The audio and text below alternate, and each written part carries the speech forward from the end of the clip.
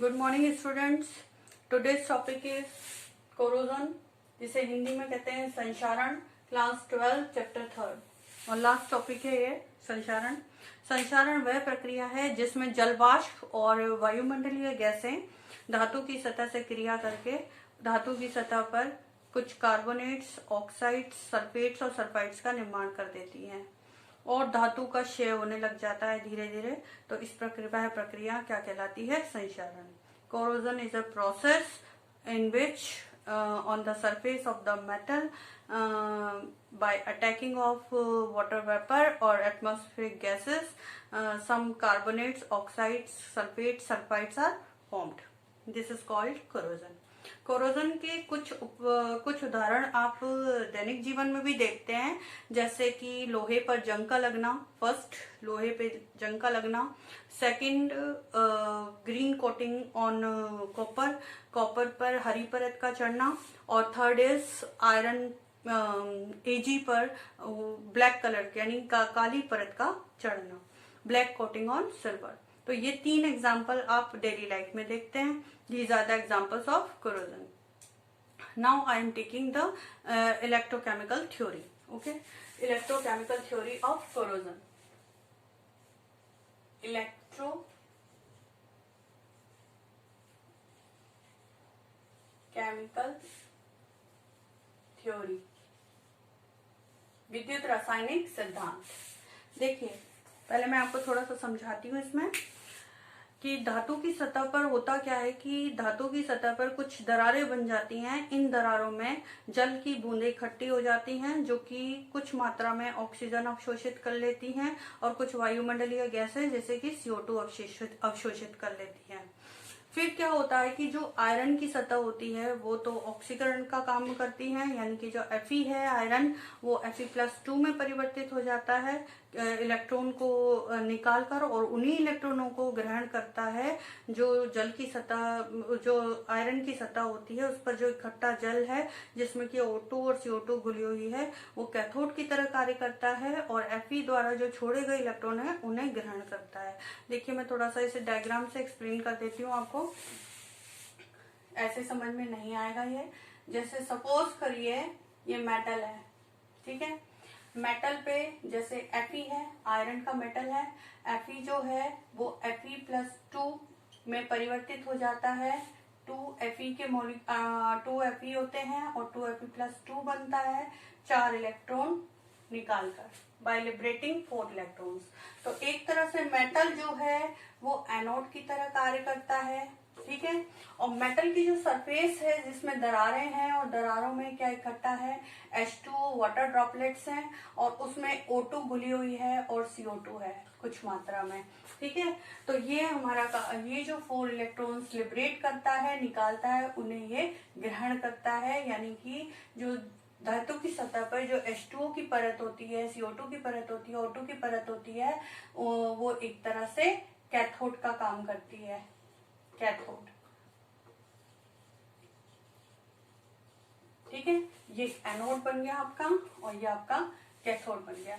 It means electrochemical cell is formed on the surface of the metal. Metal की surface पर एक विद्युत रासायनिक सेल का निर्माण होता है, एक विद्युत रासायनिक क्रिया होती है जिसके अंदर आयरन जो है वो तो इलेक्ट्रॉन ऑक्सीकृत करके Fe+2 में ऑक्सीकृत हो जाता है और उसके द्वारा छोड़े गए इलेक्ट्रॉनों को कैथोड ग्रहण कर लेता है। कैथोड के रूप में कार्य करने के लिए कौन होता है? वाटर ड्रॉपलेट्स होती हैं, उनमें O2 घुली हुई होती है, वो कैथोड का कार्य करती है, ठीक है।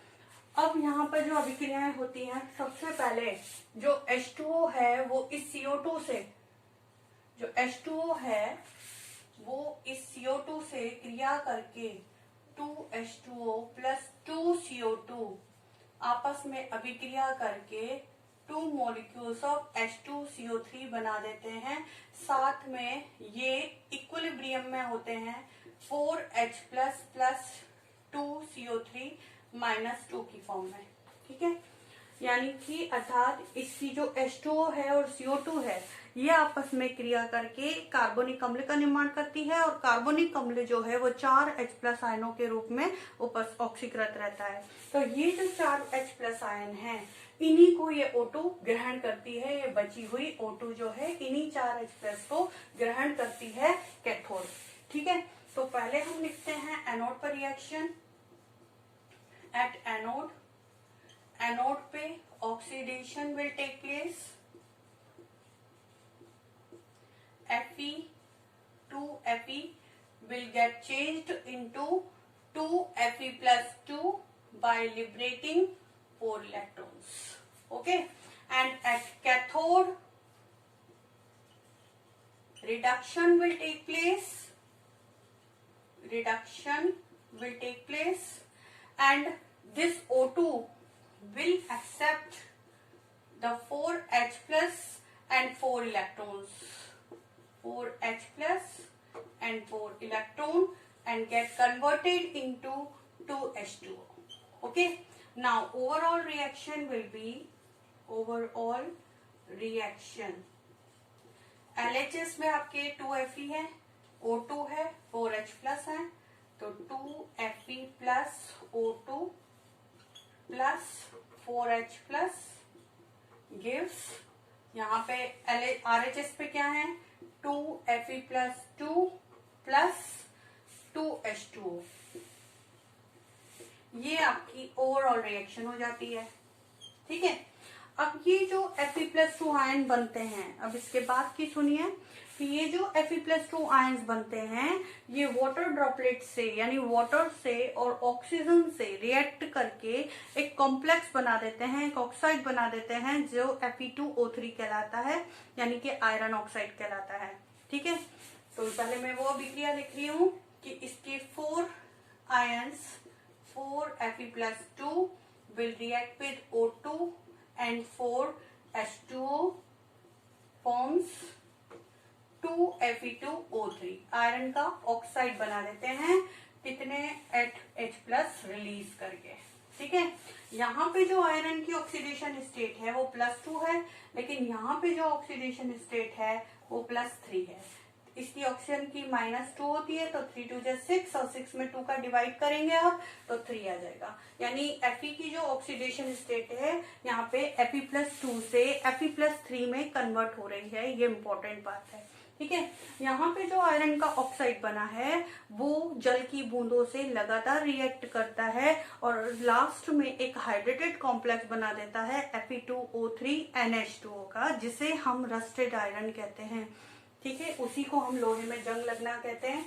ये जो Fe2O3 बना है, Fe2O3 प्लस NH2O से रिएक्ट करके Fe2O3 NH2O कॉम्प्लेक्स बना देता है, जिसको हम कहते हैं रस्टेड आयरन। ठीक है, तो ये ओवरऑल सारी रिएक्शंस हैं। कुछ मैं आपको थोड़ा सा रिपीट कर देती हूँ। देखिए, आयरन में लोहे पे जंग किस तरह से लगती है कि लोहे पर कुछ दरारें होती हैं जिनमें जल इकट्ठा हो जाता है।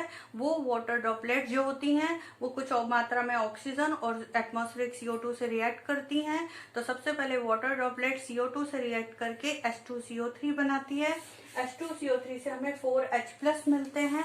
ठीक है, यहाँ पर धातु की जो सरफेस है यानी कि आयरन मेटल है वो एनोड की तरह कार्य करता है, और जो इसकी सतह पर जो जल की बूंदें और ऑक्सीजन गैस है वो कैथोड का कार्य करती है। तो आयरन Fe+2 में परिवर्तित हो जाता है, कितने 4 इलेक्ट्रॉन्स लिबरेट करके, और वही 4 इलेक्ट्रॉन्स कैथोड द्वारा यानी कि H2O और O2 द्वारा एक्सेप्ट किए जाते हैं, और 4H+ जो कि H2CO3 से मिले हैं वो भी एक्सेप्ट करके 2H2O बन जाता है। इस प्रकार से Fe+2 बनता है।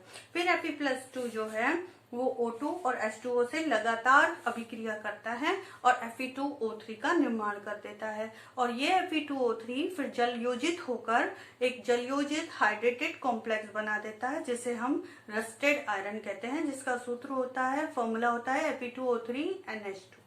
ठीक है, तो ये सारा पूरा संक्षारण और कोरोजन का प्रक्रम है। इसके बाद हम पढ़ेंगे संक्षारण को रोकने के उपाय। ठीक है, चलिए जब तक गुड बाय, टेक केयर।